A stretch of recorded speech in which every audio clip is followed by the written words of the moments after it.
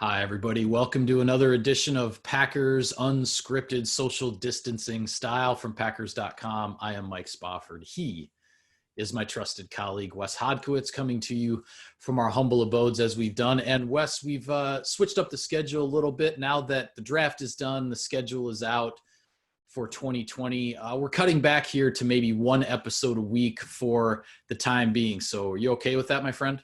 Yeah, I'm totally okay with it, Mike, because this is typically what we ended up doing once we get into the OTA schedule anyway. There's only so many days of availability. Now there's no availability, so here we are. I did get a kick out of your intro, though, and you're right. This is social distancing style. I feel like when we get back in the studio, it's going to end up feeling like we should be like, hey, this is our studio style. I mean, like it's almost like this is going to end up becoming commonplace for us. But be that as it may, we persevere, we press on, and we got some cool draft picks to discuss here on today's show. Yeah, well, hopefully we don't have to put up like a plexiglass thing between the two of us when we get back in the studio.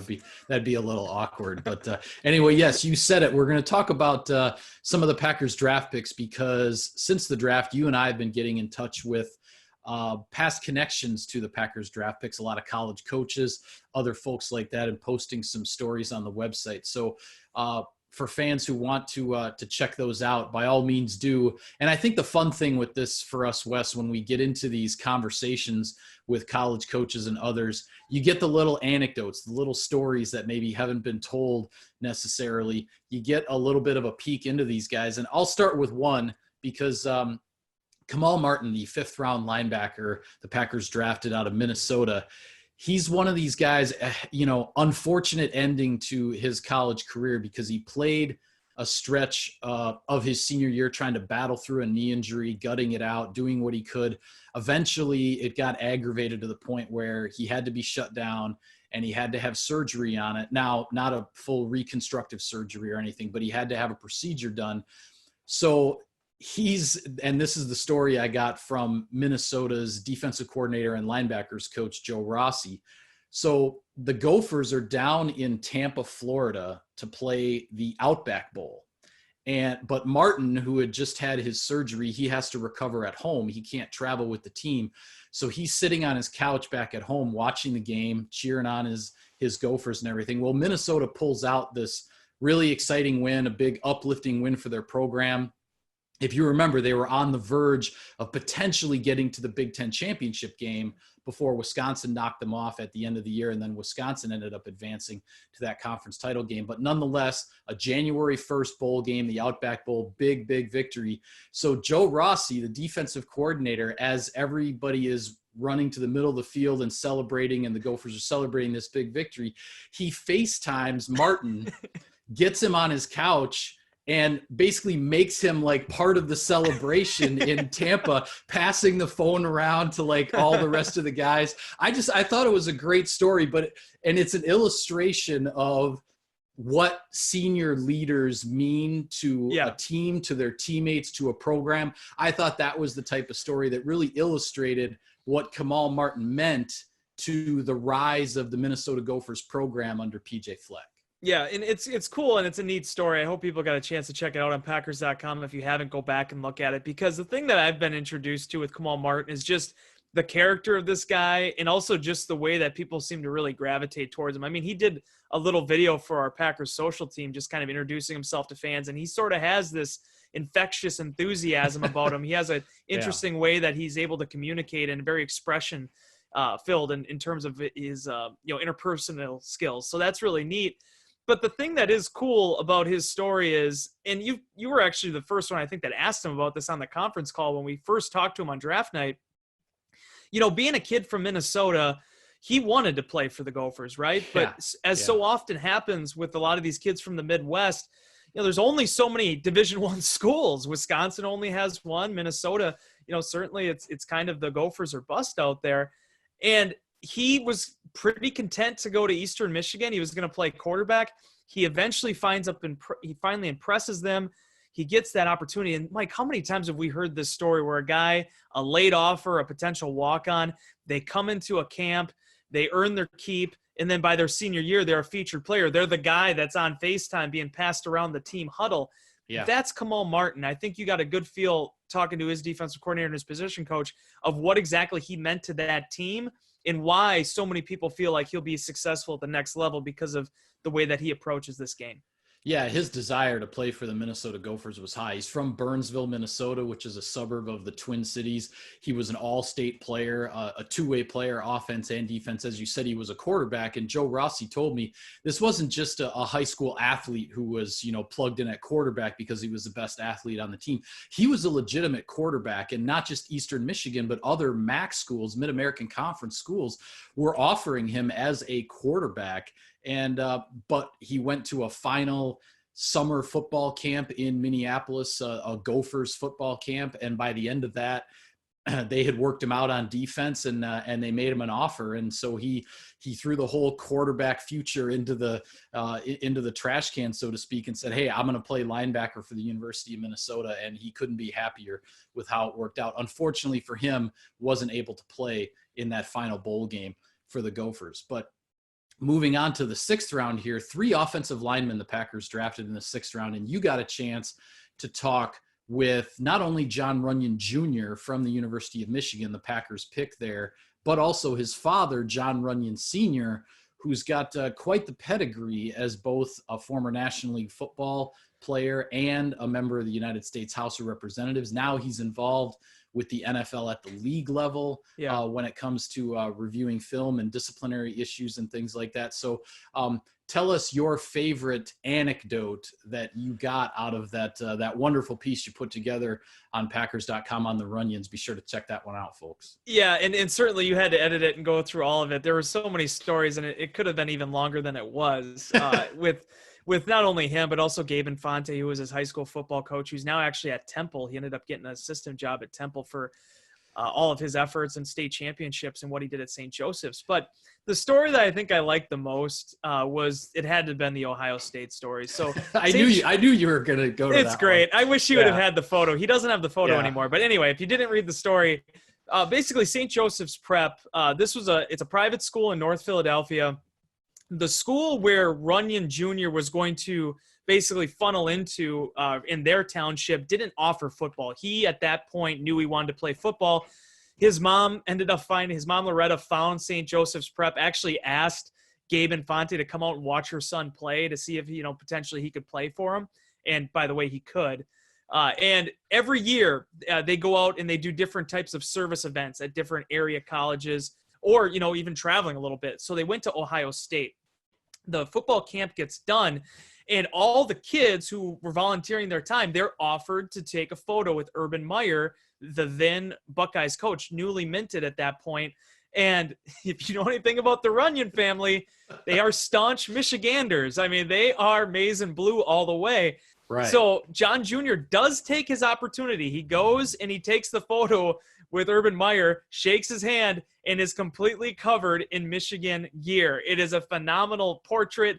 Gabe Infante was the one that told me that anecdote at first. He was laughing about it as he mentioned it. Just a true testament, not only to the Runyans and how much that means to him, but also Jon Jr. And so many times you hear these stories, Mike, and rightfully so. Kids look up to their fathers. I looked up, obviously, to mine. I know you do to yours. And it's understandable why Jon Jr. would have been motivated to play football, but Jon Sr. never made it about that. If his kid wanted to go and become a businessman or just get out of sports altogether, he would have been fine with that. But the fact of the matter is Jon Jr. was around football as a young man, as a child. It got ingrained in him. He ended up becoming a pretty darn good offensive lineman. And while so many people may think that last name, what that carries, a 15-year pro, a Pro Bowler, a guy that was very notorious in his time for his physicality, Jon Jr., he has some of those traits, but he's not his father. And he came to terms with that very early on. And I think that explains why he's made it as far as he did and why he believes now at the next level he can thrive, because he's not trying to live up to his dad's legacy. He's trying to create one of his own. Yeah, and that's a challenge for anybody in that spot. And not just the fact that his father played in the NFL, but was an established pro, was very well known across the league, had a reputation for being, one of the ultimate tough guys in the NFL and playing in one of the tough towns, as they say, in Philadelphia with the fans and how they feel about their team. So not an easy shadow to walk behind as far as Jon Jr. is concerned, but he's been doing it his whole life, right? So why bet against him now? He certainly comes across as a very confident, self-assured young man. Yeah, and his dad was incredibly hands-off. I mean, when he handed him over to the St. Joe's coaching staff in Infante, he let them coach. If they asked him a question, he would answer it, but he wasn't going to step on any toes. And Jon Jr. feels like that is ultimately what allowed him to not only stay with the game and have the love for it that he does, but also have the passion for it because he found it on his own. I mean, he saw things and he was around it, but it was ultimately his own passion that allowed him to persevere. I mean, the Michigan thing, Mike, he committed there the end of his sophomore season. He had 2 more years of high school. He was like a 1-year starter at that point. Right. But he knew he wanted to play at Michigan. He had deep ties family-wise on his dad's side to Ann Arbor and Flint. This was a big thing for the young man. So now coming to the NFL, he is a 6th-round pick, but I think if you talk to a lot of people around him, the feeling is he probably would have ended up being an interior offensive lineman, but opportunities on Michigan's offensive line allowed him to start at right tackle. His first ever start was at right tackle in a bowl game. And the following year, he became the starting left tackle, and he stayed there the last 2 seasons. So He's up for it. He's flexible. He's extremely athletic. I mean, that's one thing that stands out. He doesn't have his dad's overall size, but he ran basically a 5 40 time. There's some real athleticism there. And when you look at the zone blocking scheme, this is a young man that the Packers feel pretty confident is going to be able to fit the prototype of Matt LaFleur's offense. Yeah, I really wish we could have gotten to see that photo of him in the maize and blue. He says it's out there. Yeah, there's no way back in the day that Woody Hayes would have even agreed to have that photo taken. I just that's my my gut feeling when you go back to the rivalry days of Woody Hayes and Bo Schembechler at those 2 universities. He wasn't even committed at that time to Michigan yet. It's just that's how much they loved the Wolverines. That's how much he loved that school that he was willing to already basically write off any chance he had of going to Ohio State at that juncture of his football career. Yeah. Well, 2 other offensive linemen the Packers drafted in the 6th round, Simon Stepaniak from Indiana, Jake Hanson from Oregon. I got a chance to talk to coaches from those schools as well. And with Stepaniak, it was interesting, and I'll apologize right now. I believe on one of our early shows after the draft, I pronounced Simon's last name incorrectly. So hopefully I have it right now. You're preaching to the choir here, buddy, but yeah. But anyway, I did talk with offensive line coach Darren Hiller from Indiana, and I asked him just because the thing that stands out about Stepaniak, now this is another young man, unfortunately, who did not get to finish his college career in a bowl game. He ends up injuring his knee during bowl prep after Indiana had finished its regular season. Hiller told me that Stepaniak was playing some of the best ball of his career, the big Old Oaken Bucket rivalry with Purdue, which ends Indiana's regular season, was some of the best film that he had out there. But then he suffers a pretty significant knee injury during bowl prep, so he can't go to the bowl game. And then, of course, everything with regard to the pre-draft process, maybe the Senior Bowl, the Combine, all that is thrown up in the air. And Stepaniak tells Hiller, he says, well, I'm going to go to the Combine and I'm at least going to do the bench press. So I'm going to figure out a way to do the bench press. Well, Stepaniak has to have surgery on the knee in the first week of January. So the Combine is about 6 or 7 weeks after that. Now the bench press, of course, it's an upper body exercise, chest and triceps and shoulders and all of that. But as Hiller described to me, you still have to have kind of your feet planted on the ground to be able to have the stability to give everything you've got on the bench press. Well, Stepaniak, less than 2 months removed from reconstructive surgery on his knee, he does 37 reps of 225 pounds on the bench press at the Combine, which ends up being one of the top totals of any lineman, offensive or defensive lineman in Indianapolis. And Hiller told me, he said, if he had been healthy, if it hadn't been for having the surgery in early January, and if he had actually been able to prep as much as he wanted to for the bench press, because this kid, been a workout warrior his whole life, he thinks he would have been somewhere in the 40s as far as his reps at 225 on the bench press. That kind of blew me away, Wes. I mean, I was never somebody who did a whole lot of weightlifting in my career as a baseball player and a golfer in my college days. But man, oh man, 40 some reps on the bench. Are you kidding me? I mean, so anyway, it was interesting to hear the story from the offensive line coach. Take away everything else, right? Take away this is NFL and guys trying to get drafted. Just a human being putting up 225 pounds 37 times. That never ceases to amaze me. I mean, honestly, I think the most on the entire roster right now is Corey Linsley with 36? I think Corey had the Tyler most Lancaster of anybody at 35. Yeah. But that would put him right up there, and that wasn't even him at his best. Right. Right. This is the thing I loved about it, and I love the quote that Hiller gave you about it, basically saying that he needs to, you don't think about your legs, you don't think about your knees, but you have to be basically bolted to the ground in order to do that exercise. The thing I love about that draft pick, Mike, this is a long-term one. Brian Gutekunst said it from the beginning. I mean, the Packers are under no disillusion right now that Simon Stepaniak, whenever they get here, is just going to be good to go and he'll be running and everything will be fine. Yeah. The young man's going to need some time to get back. But these are the type of guys that you want to look at in the potential 6 rounds, especially when you have that many draft picks as the Packers did in those later rounds, because there's going to be time. The Packers have a really deep, fertile crop of, offensive linemen behind their starting 5 right now. So they're not asking this guy to come in and win a starting job right away. They're asking him to heal. They're asking him to rehab. Yeah, well, one other one to get to today, and that's Jake Hanson, the center from Oregon. And I had a really good conversation with Oregon's head coach, Mario Cristobal. And fortunately, it worked out to be able to catch up with him on the phone. He was the offensive coordinator originally for Oregon. He went there from Alabama when he'd been working for Nick Saban. And then he became the head coach at Oregon. So he had a really good perspective on Hanson's career. And the story I really liked that he told is that he said he still remembers getting on the plane when he was going to fly from Alabama to Oregon. He was going to start his new job as offensive coordinator for the Ducks. He's got his iPad and he's looking at the film of the 2016 season. This is heading into 2017 when he gets the job at Oregon. He's looking at film of the offense for the 2016 season to see what he's got, right? Who are the players that he's got coming back? Well, lo and behold, he's got a freshman quarterback named Justin Herbert, who ends up being drafted 6th overall in this most recent draft. So all his film obviously stood out, but he also noticed 2 guys on the offensive line. He had a redshirt freshman at guard in Shane Lemieux, and he had a redshirt freshman at center in Jake Hanson. And both of those guys jumped off the film as well. And he was talking about how he was really excited seeing that on the film, knowing like, all right, I've got a quarterback and 2 offensive linemen that I can use to install my new offense, because it was going to be this whole new playbook and everything like that. And he could tell from watching that film, and he mentioned with Hanson specifically, the way Hanson as a redshirt freshman is making calls, directing traffic, doing all those kinds of things that a center does for his freshman quarterback taking the snaps. He knew he was going to have no problem installing that offense and getting things going because of those guys. Hanson was a big piece of that.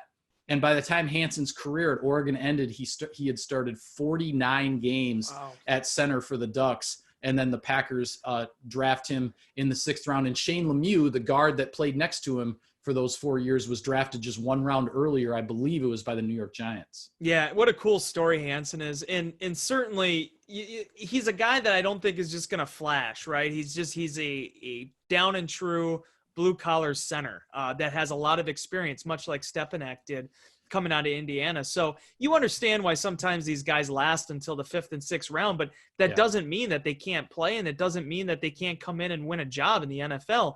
It's just sometimes guys just don't have that type of like awe factor, especially on the interior offensive line.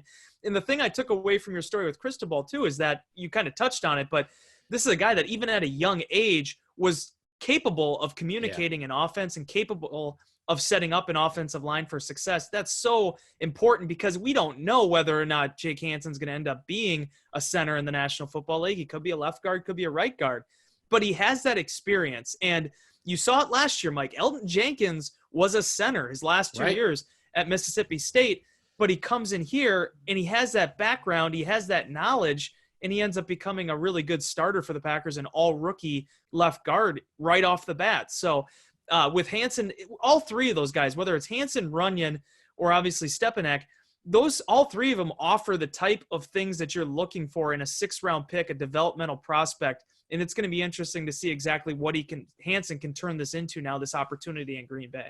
Yeah, and certainly no slacker in the strength department either. He put up 33 reps on the bench press at the combine, I believe. So the phrase "country strong" definitely applies. And yeah, Cristobal talked about Hanson.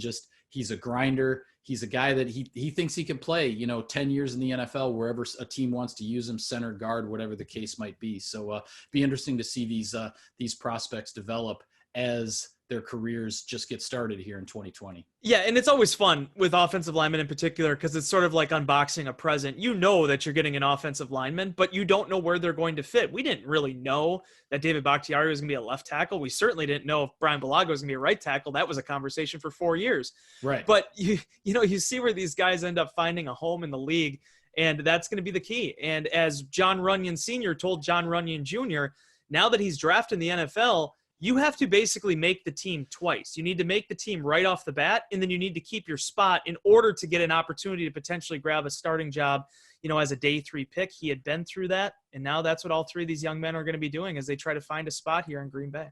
Yeah, well, be sure to check out all of those draft pick features that are posted on Packers.com. We've got some more coming in the ensuing days, and next week, here on Unscripted, we'll continue sharing some of those fun anecdotes from our conversations with the players, the connections to the players from their past. So for now, we will sign off on this edition of Packers Unscripted. Thank you for tuning in, everybody. For Wes, I am Mike. Take care. We'll see you next time.